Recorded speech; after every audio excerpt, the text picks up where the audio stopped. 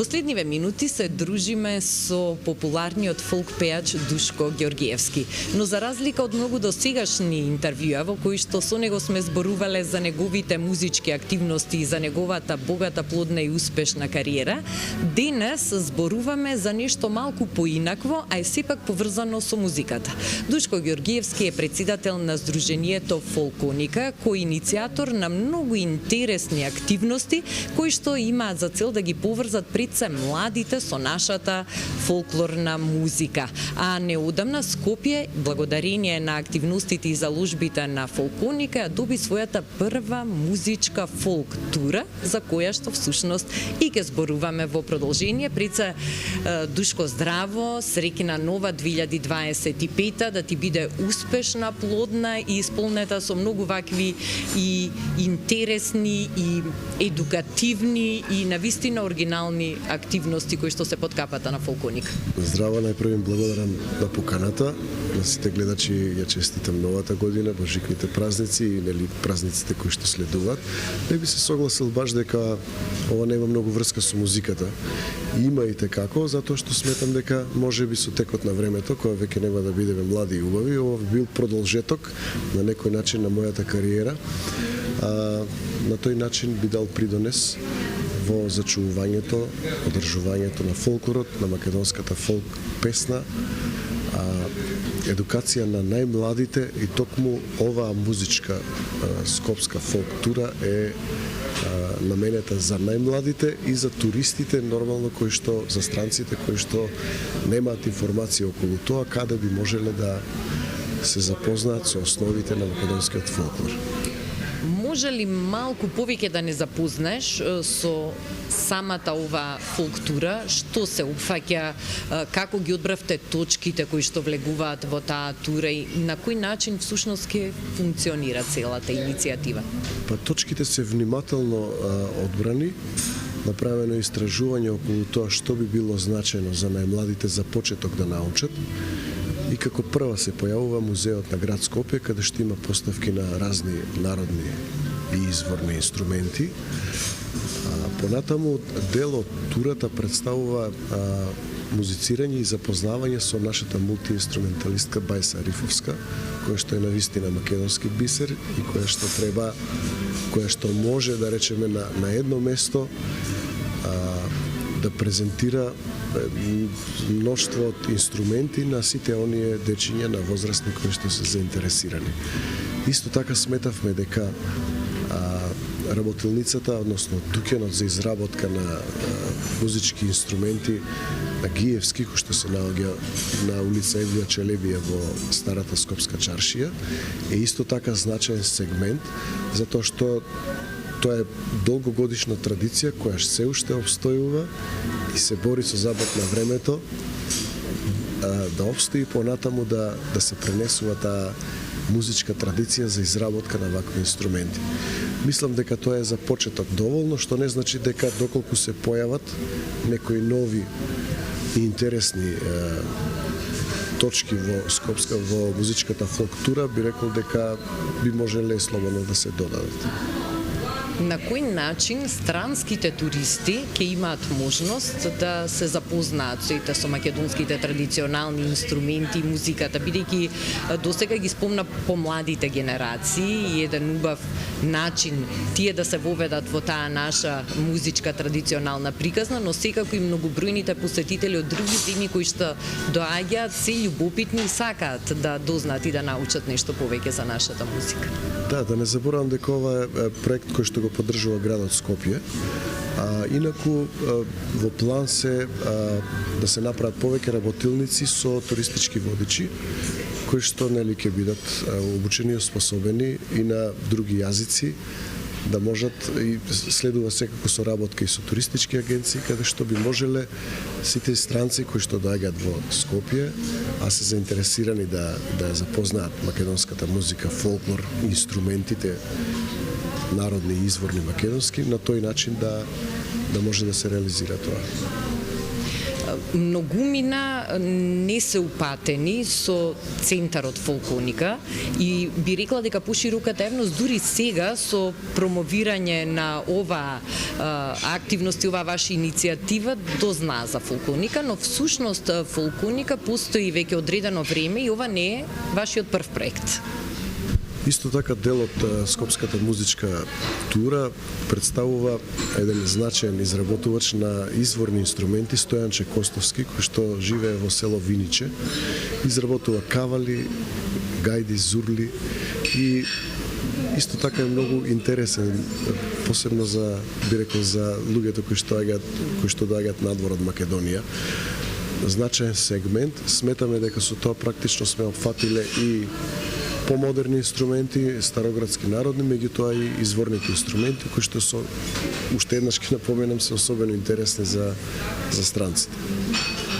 Се чини дека навистина Фолконика има еден одличен тим на многу искусни луѓе, на професионалци, на ентузијасти, влюбеници и познавачи на фолк музиката и не е чудо што од таков еден состав произлегла и ваква убава идеја и иницијатива, но она што исто би сакала да напоменеме, Душко, е дека Фолконика како центар веќе подолго време функционира и има претходно направено некои исто така многу убави интересни иницијативи за доближување на македонската народна музика до помладите генерации. Па би сакала тука да ги спомнеме и сликовниците детски, кои што се издадени, дел се уште се во печат, но ете еден убав начин исто како да се допре до таа помлада популација и да и се овозможи да се запознае и да засака традиционалната песна и музика. Па да, исто така Фолконика е прв издавач на сликовници од ваков тип.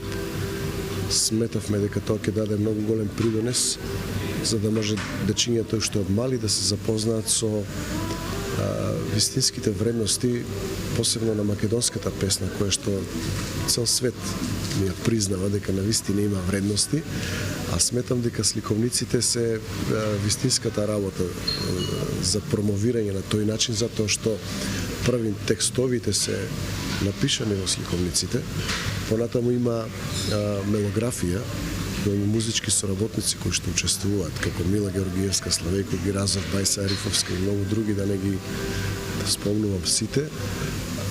Понатаму користиме фотографии или по нарачка од еминентни уметници, за да на некој начин се комплетира целото доживување околу читањето на таа сликовница и да се зголеми чувството за естетика кај најмалите.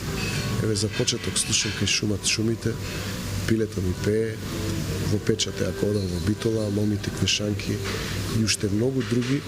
И не само тоа, ние имаме многу идеи, еве како што кажав пред малку се покажува дека сме иновативни, меѓутоа сето тоа е поврзано со материјални средства, кои за жал Фолконика како здружение на граѓани ги обезбедува од или од општествено одговорни организации, фирми, друштва, или од со поддршка на општините, на градот Скопје, на спонзори кои што сакат да помогнат.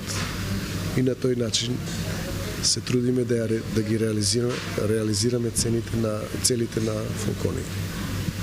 Навистина е за поздрав целиот вложен труд и сите овие убави идеи кои што несомнено ќе придонесат да имаме што поширока млада публика која што ќе се гордее со нашето фолклорно богатство, со нашата убава песна, со народните инструменти.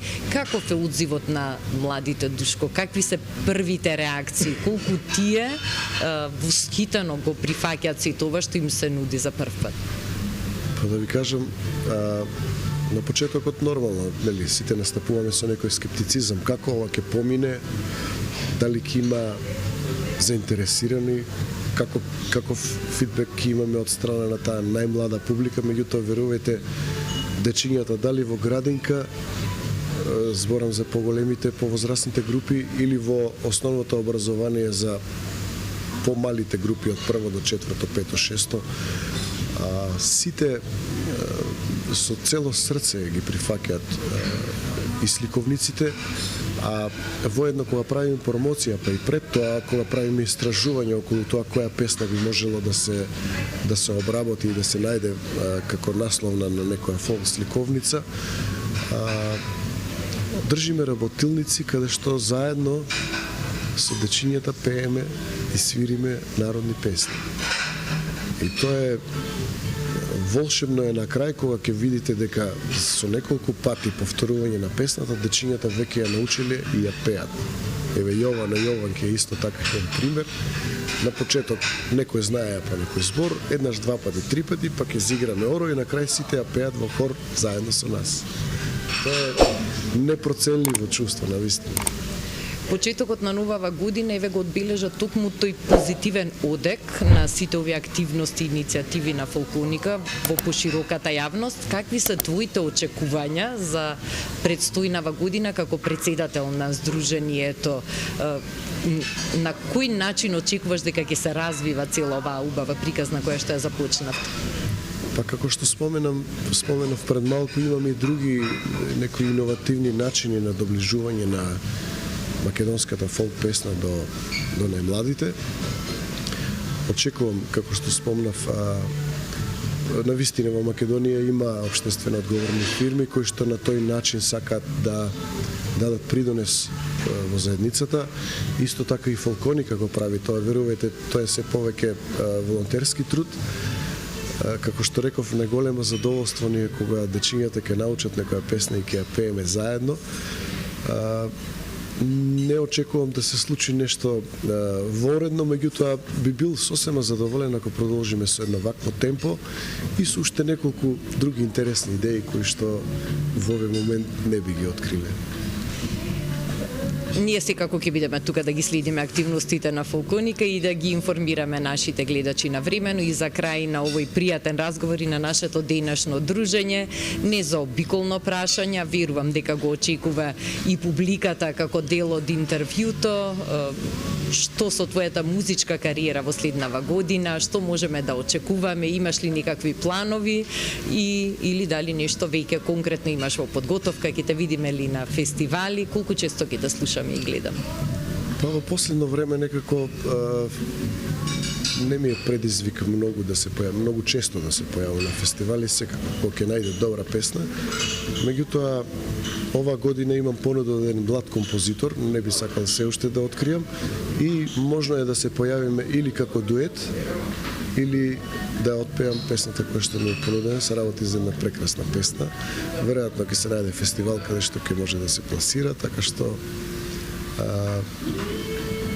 тоа ми е за сега планот за 2025 година. Во мое лично име, но и во име на целата екипа на телевизија Алфа, јас ти посакувам да ти се остварат сите овие планови, желби за предстојната година, да ти биде исполнета со многу активности, да ти биде среќна и берикетна и да се гледаме што почество за да означиме еве вакви убави настани и работи, како што беше и поводот за денешниот разговор. Благодарам и уште еднаш поздрав до гледачите.